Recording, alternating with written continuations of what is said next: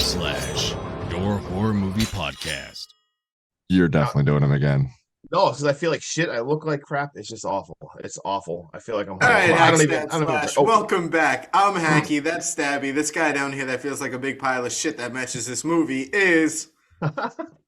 oh, me. I'm Justin. What is up? I'm going to sit here and I'm going to tell you guys why I picked this movie real fast. I picked this movie because I had never seen it before, and these two knuckleheads wanted to stick with a winter theme this month, and clearly I'm 0 for 3, fellas, picking out movies. Before we dive into things, Waterboy is going to tell you where to follow us, where to like, subscribe, throw some D in it, right? We are literally on everywhere. We could be on, we're on Facebook. All right, we're on Twitter, we're on Instagram, we're on YouTube, X we're on now. Spotify. We're on X. We're on literally everything that you can look up for any social media. Yeah. Do it. We are Smash on those buttons. everything. We are like putting a black light to a black couch. We are just everywhere. Follow us. Justin, what was your expectation going into this movie? Honestly, Expectation. my expectations Straight were, 10s, bro. X's. I never even heard of this movie before you picked it, and then I watched the trailer and I still didn't have super high expectations. So I don't even know. I don't know. I was expecting it to be like a 6. I was hoping. I was hoping. I was praying. I was hoping. I was this would be a gonna 6. ask Waterboy what the hell he's saying. Yeah, well, Yeah, you so know, that's- I had the same issue. Like I haven't seen it. I didn't even watch the preview, but I saw that Morpheus was in it. So I'd give it a 6. Yeah, it's got as some well. cool cast It's- people in it. It's got a good Yeah, it's got cast. a great cast. You know what I mean? Bill It's- Paxton's Bill in there. Paxton, Bill Paxton, low-key dude. legend. Gosh, Twister, bro.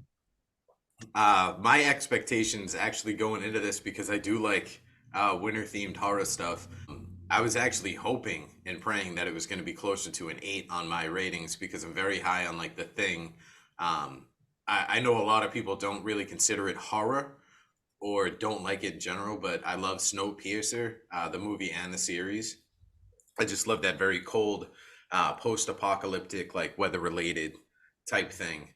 I had never seen this movie before. I didn't watch a trailer. I didn't watch anything. I just read that it took place during the winter. I said, fuck it, we'll give it a shot. Let's do it. We did not regret it, did we? Let's Not at all. No. Let's no get right regrets. Who's going first? Waterboy? Yeah, I guess I'm going first. All All right, right, all right. start this bad boy off. Yeah, let's go. get right into this. In a world put together by the likes of The Day After Tomorrow and If Where Ghosts of dogs Mars go Had a nuts Baby. and they bark. I'll say who. My dogs. Sorry. Oh, okay. We open up in what seems to be an apocalyptic winter inside of an abandoned silo. We zoom in on 2 people running away from something before fading into the title card. Introduced to Mason kicking out a member of their group for not social distancing. And just when Sam tries to stop him, stating he has a choice, he gives him a shot of vaccine right in the back. You get sick, you quarantine. If you don't get better, you get a choice, bullet, or a long walk in the snow. Figure out they are going in an apocalyptic bunker where our seeds were kept in case of a disaster. Morpheus joins in with Sam explaining what Mason had just done. Incoming Colony 5 SOS call with no contact for 7 days. They're Colony 7. News that the livestock isn't doing well. Another litter of rabbits gone. You know, something's up when the rabbits won't fuck. Time for the town meeting. Morpheus will lead a team to go into Sector 5 and see what's up. Mason piping up saying they need to stay and protect their own. And they don't have enough as it is. 2 volunteers are needed. Sam steps up and Graydon, leaving Kai in charge. Dex's wife then sneezes and starts to cough, and everybody masks up. And they take her Let's into go, quarantine. bitch! Mason looking super pissed that he put Kai in charge. At Adventure Time over to Sector 5, we get a glimpse of a machine, which was the cause of the sudden ice age climate. We come to a tragic scene on a bridge finding a man frozen, with a gun in hand and a bullet in the head, seeing his family had also met the same fate. We See, settle if in you're on gonna do your best to miss your family, this is how you should do it. Make sure there's an extra one for you. Exactly. Oh, the mist. Oh, Oh, God. Settling in on an old medevac helicopter for the night, Graydon finds a bikini mag and probably figures a little friction might warm him up. Morning comes. It's Justin's turn.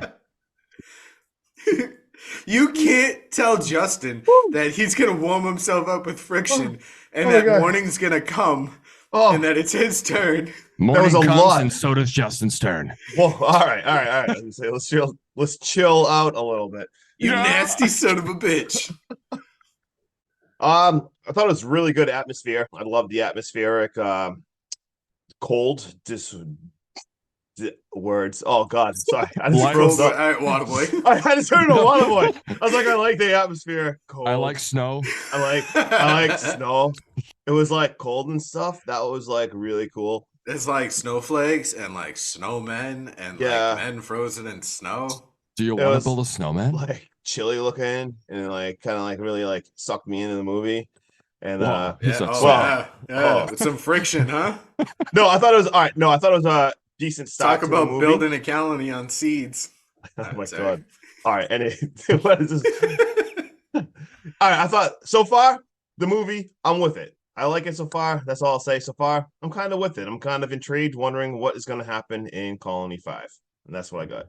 Now, if you were in this situation and you were Mason and you didn't want to risk like the sickness getting back or like people leaving and coming back and trying to further infect the colony, do you think he's justified in just just shooting them and not giving them the choice to walk? No, you got to give them a I choice. Because What everyone would you knows. guys do? Yeah, what would you guys do in that situation? Would you take the bullet? Would you take the walk? I'd take the walk. Well, actually, I think I'd take the bullet. if I'm sick I and take know the that bullet. yeah, I'd probably take the bullet if I already Yeah. know that I'm. Yeah. Seriously, just shoot me in the face, get it over with. I don't want to go out there and just get too cold and. Yeah, freezing would not be fun. Give me the quick one. The only thing I have to say about the set of scenes is that if these guys can travel that far for that long with no heat and no LOV, they'd make great mailmen. Oh my gosh, do you imagine they're just going to Sector 5 to deliver mail? Yeah. They're going to pick up Desolation Williams and deliver some express. But how do you guys like this movie so far? Like you guys It's a very slow burn, but I'm in right now. Very slow burn. Almost like there's no burn there at all because it's so cold. Yeah. I think the only gripe I have right now with this movie is the monologue drops. I wish we got them all like with the opening credits and not sporadically through this first third of the movie. It's definitely a slow burn that I probably paused 3 times for the beginning. I mean, don't get me wrong, it is like the beginning. It's good, but we'll see. It does give you that dreary feeling of like winter and apocalyptic, though. It does a really good job of the atmosphere. It does a really, really good job on that. And the same thing, it's a slow burn, but some slow burn movies I actually really like if you just really like if you can take it characters. Home. Yeah. And this movie, we'll talk about it taking it home later. But anyway, yeah. All right, Justin, open that helicopter door and show the world what's coming. All right. All right. So on they go to Colony 5, and they are back, the 3 of them back walking to Colony 5, and we see the entrance to Colony 5, and there is a trail of blood. You can see like what's the kid's name? The young one? Graydon. Graydon. Is that really his name? Yeah, it's Gray and then D-O-N, Graydon. Graydon. I'll just call him Sounds like a crayon. Yeah, just call him Kid. Yeah, so Crayon is freaked out right now. He is like, what is even going on? And they're like, hey, we came to help. We're going down because they gotta climb down in this entrance, and something bad happened. So they get down there, and he says, "This what a greeting this is. You're like, there's supposed to be like 50 people down here, and you just see blood stains everywhere. It's like something was dragged everywhere. You hear a very creepy banging in the distance. The kid is absolutely terrified. And you see them walking in to a door, and they have to try to get through this door. They end up picking the lock, and they see someone in there, and they are freaked out. They go over and they pull this blanket off this guy. This guy kind of like jumps at them, And this dude is not looking good. He is a starved guy that is just like locked up inside. They give him some water. This guy is freaking out. The guy comes to and tells him like, hey, we got like a new antenna. We got a partial transmission. He shows them on the little TV, and you see a weather report, a guy reporting like, oh, we manipulated weather. We have sunlight. We have a thaw. We have clouds. We just need seeds. Please, if you have seeds, send us your seed. And we So need much seed. Oh, that's There's white stuff everywhere, but we have no seed. anyway. As soon as I said that, I'm like, oh, this is a train wreck. Anyway, so we sent a team, but they were followed back by them. But we got the coordinates and they're ready. So the guys, they get the coordinates to this place and they're like, all right, well, you know what? Let's get ready to leave. And the guy's like, wait, are they still here? Are they still here? We can't go out there. They're like, what are you talking about? And he's like, we're going out there. So basically they take this guy. So now there's 4 of them and they're going out to explore a little bit. The guy is absolutely freaking out. He ends up actually breaking free and he goes and locks himself behind back in the door. But the 3 of them go on. They get closer and closer as they're going through this dark, creepy place. They finally hear where the banging's coming from. They walk around and they look straight out of like a Hellraiser movie. There's like people looking like they're like skinned. There is hung people. There's people skinned. There is Wait, what was that? hung people. I'm doing terrible today. Oh my god, hanged. I was waiting for like a B-52s reference. Like he heard the banging and he walked around the corner and it was bang bang on the door, baby. Oh my god, give us all your seed. Oh, They shit. hear all the banging. They see where the banging comes from, and everyone's hung. I'm doing this is not. Wow, is Can we there just- casting couch, Justin? Oh my god. We got a special guest, guys. Say hi. Oh. Hi. Hey, what's up, man? All right, Justin. Now that we've got hung people all This is- over this place, Dude, can we just delete everything I say? This is an awful episode. this All is a right, great so- episode. Perfect. All right. So anyway, and we have one dude who is just hacking off limbs, and there are dead bodies everywhere. He's You making can't even American tell. chop suey. You can't even like one guy is sharpening his teeth. If you want to call him a guy, I can't even. I wrote vampires, zombies, cannibals. Like, what are we even deal with? Because people like that look like they're coming back to life. No clue what's going on. And then all of a sudden, it turns full Ghost of Mars. Like the guy hacking off the limbs, is like oh, and then they start running. And do you hear the most generic metal? Do you remember like some just generic This metal? soundtrack for this whole movie is the worst soundtrack for any movie I've ever watched in my life. Dude, They like, took it from like a 90s soundboard. it sounded like when Ghost of Mars, when all the action, when it just random metal was going on. Because now we got generic metal blasting. I literally wrote "Think Ghost of Mars," and they are all just running for their life. You see the group of ferals, whatever you want to call them, all chasing them, and they ended up. The kid unfortunately ends up getting caught, and they just stab him like 47 and a half times. So that's not going too good. That's called a crime of passion. Yeah, That's he definitely, yeah. he got absolutely blown up, and they see that Sam and Briggs ended up escaping. They ended up grabbing dynamite. They blow this thing up with dynamite, and they ended up their journey back. It is getting too cold, so they back to the chopper now. Get to the chopper! And so they're gonna stay overnight on the chopper. They have a little bit of heart to heart, little character building. Sam's like he's kind of freaked out, but they talk in the morning. They wake up and they go outside. They look with binoculars and they see the whole entire Ghost of Mars crew is absolutely chasing them, and it looks terrible. Cue the generic metal music again. To the bridge. So they run over to the bridge, and as they're on their way back, they see there's a big hole in the bridge. They make some epic parkour jump over to the bridge, and I'm gonna kick it to Sean. Epic parkour through the bridge. I love it. Parkour! Parkour! Parkour, bro. Let's jump over these bridges. Oh, I'm so making a content out of that scene where they're all jumping, and I'm just gonna put it to that parkour. So it got a little better for a second. So when I got the Ghost It of got a Mars little butter vibe, for a second. I got a little butter. All right. When you first see these guys, I did laugh a little bit. I gotta say, that scene was pretty disgusting though, with the skin bodies and Ugh. stuff. Then I laughed when they started doing their Ghost of Mars screaming. It literally turned to Ghost of Mars.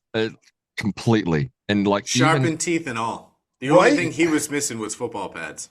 Dude, even like inside that bunker, like the area, like where they're running past or where they were. It even looks like scenes from Ghost of Mars, like the walls and on Mars. The whole entire Like ridiculous. I think they used the I set. literally in my note, Waterboy, I shit you not, it goes, this whole scene reminds me of the battle where they have to make a run for the train in Ghost of Mars. Right. This is a complete copy of that movie. I didn't remind. Sorry, I don't want to interrupt you, but when they were like all searching too, I kind of it reminded me a hint of like Event Horizon, like when they were like searching, like when they were first on that I forget even what it's called, the Enterprise or something. When they're on the Enterprise, like searching around for things, like that seemed like it kind of reminded me of like Event Horizon. And then earlier in the movie, like when they talked about how they have the thaw, I'm like, did they just take random parts of all the different movies? And like when they're walking through like what almost looked like a city, they reminded me of The Day After Tomorrow with the climate change, and they took parts of everything in this. This is this movie definitely feels like they just watched a bunch of winter alien fucking apocalyptic movies and was just like, I like that part, let's put it in. Yeah. Just real quick, dude, when Leland's in that room and he's freaking out, how the fuck does Briggs not... Why would he open the door when you hear that screeching? Would you not just lock yourself in? And when he opens the door, how did you not see the massive amount of just scratch marks into a metal door? A metal door. Like, just really ignore all the obvious warning signs. And then that kid, Graydon, Crayola, whatever his name is, he's the only one that makes any sense when they get there. He literally just goes like, nope, let's get the fuck out of here. Right? Red flag. I'm out. I like being alive. See you later. And he gets stabbed. Son of a bitch. Yeah, have fun with this episode. All right. Now that our intense game of Frogger is filled with dynamite and headbutts, Briggs successfully blows up the bridge and himself in the process, leaving Sam to make this journey back to the colony all by himself. Walking half frozen and dead on his feet, he finally looks like a mailman, but he's just in time for some good old sickness executions as he makes it back to home base. Mason now kink shames Sam to his bed with some handcuffs. I don't know if you guys are into that, but clearly Mason is. He informs Sam that he's taking command and things are going to change around here. Sam tells him that everyone at the other colony is dead and they all went feral. He tries his best to warn them, but Mason ain't having that. He ain't playing that game. He ain't trying to listen to Sam. Mason's in charge. Mason knows what's going on. So Mason and Victor decide to go topside and have a look, but they come up empty-handed. Sam, in the process, breaks out of his handcuffs and finds Kai, and he cuts her free from her zip ties as well. There's so much, bondage, if you will, going on in these scenes. Sam then shows Kai, in a hasty panic, the heat signature on the satellite. He tells her, let's pack this shit, guys, and let's get the fuck out of here. I'm not even going to tell anyone. We're just going to pack up and go. If they don't want to listen, we're going to run away. So he takes 10 seeds and stuffs them in a backpack. We got this. Millions of seeds down there, and they could really make a difference if they made it, and people would just shut the fuck up and listen. Dude, imagine he just takes grass. I think he took pumpkin seeds, and that was it. Pumpkin seeds. He's gonna go make some jack-o'-lanterns in the snow. But they eat them before they get there. They were really good. They were so good. They're like, oh shit. We fried them and put some salt on them. We're sorry. Fuck. They're so good. But as he tries to run away from the colony, he gets stopped by Mason and all of his goonies. They break in as they travel through the vents. Game on. They start popping out one by one and start their assault on the colony.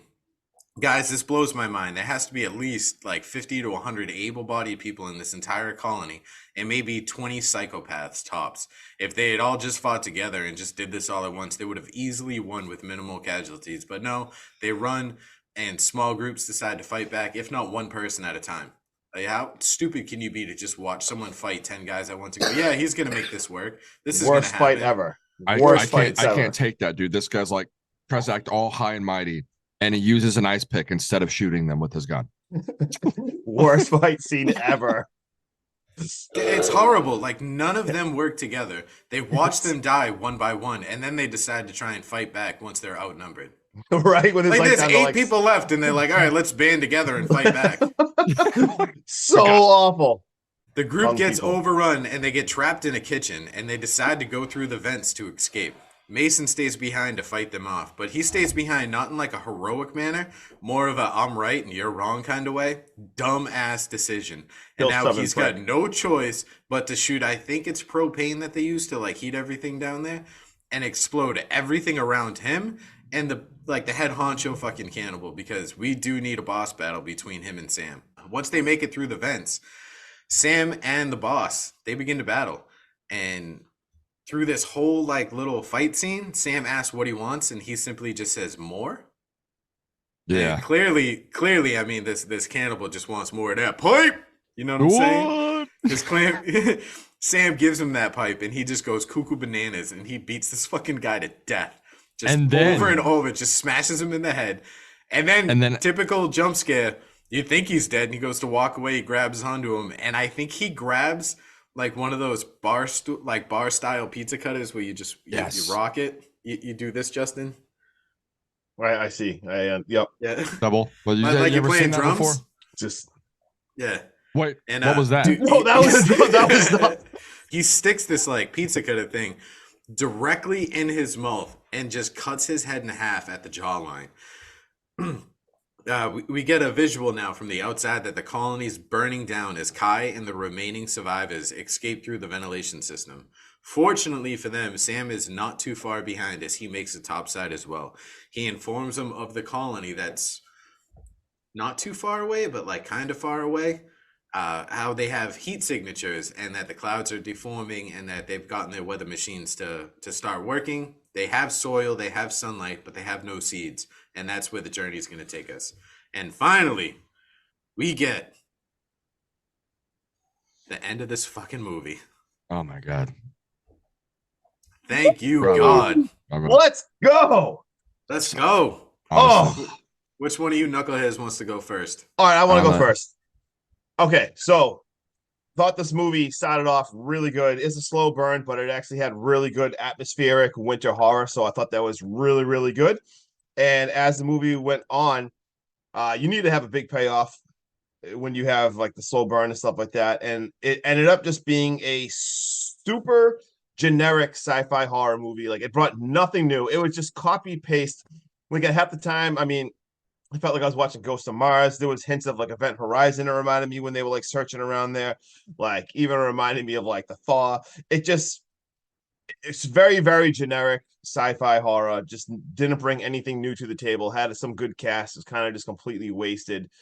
So that's it. Just everything in this movie's been done before, and I just feel like it's kind of been done better before. So that's kind of what I feel. Anyone else? I feel the exact same way. The beginning, like you said, the atmosphere, great. I love that. But the cast, I mean, having this cast and you make this movie Wasted. totally wasted. And Wasted. the only good part that I even thought, like even with effects wise, was when he finally cut the dude's head off. That was it. And then of course the ending credits. It just felt like, and you said sci-fi. When you said that, I thought of like, the Sci-Fi Channel, like the old sci-fi movies that would always, come on, like the cheap movies. Yeah. This is what I thought that would. It's It was lacking like so much. it was just like a generic. It was just so very typical. Yep. I literally, in my notes, I go, this movie has Ghost of Mars meets Stakeland meets Doomsday in Antarctica. Oh, sorry. Like movies. It's That's just 30 Days a Night. horrible. The CGI, there's scenes where they're walking in the snowstorm and it's windy and it's snowing and it's like this massive blizzard and there's no snow on the jackets. There's no ripples in the jackets. It looks like they're just walking. The Hey, Sean. dialogue. Oh. Yeah. No, I just want to. You can keep talking in 1 second. I'm just so excited you said Stakeland because in this, I love I feel like Stakeland there's something on so. my teeth. I love Stakeland so much, and that movie had a very slow burn, but it was like atmospheric, and I love the characters. And I honestly like felt like I'm like, oh my god, like this like could have been like Stakeland, but it was so bad because I love Stakeland, and I don't know. I'm just glad you even said that because I thought I was the only one. I love Stakeland so much, but it felt like that kind of movie. But Stakeland, I feel like the characters were badass, and it really sucked you into the movie. This one completely fumbled the ball and everything. But anyway, That's all I had to say about that. I got excited that you said that. It really felt like Stakeland too, like the dreariness, the walking, the traveling. Like that's the Yeah. Stakeland vibes that I got. Stakeland just did it way better. That's the thing. Yeah. Stakeland crushed it. And these crazy people that just like hack up bodies and like to eat them. Yeah. I think Doomsday did it 100 times better. The maniac like lead villain with the sharpened teeth and like self mutilation. I think that was done better in Ghost of Mars. Dude, like I said, the dialogue in this movie, absolute trash. The music choice, awful. The villain in this movie was cold trash. I wanted to say hot trash, but clearly there's no heat in this movie at all. I wanted to like it. The actors in this movie, I absolutely love. I love the premises and the idea and the storyline that this movie was supposed to have. And I think I've seen this movie and it's been done better in, like we said, Ghost of Mars, in Doomsday, in the Thing, inside fucking Stakeland, even like Snowpiercer. I think all these movies did this better. This took a little bit from each one of those movies and didn't do anything with it. I'm gonna give my rating real quick, and that's a 3.5, and I think that's a little high. I wanted to go lower on this movie, but with legends Bill Paxton and Lawrence Fishburne and even Kevin Zegers, I just can't. I was gonna give it a 4.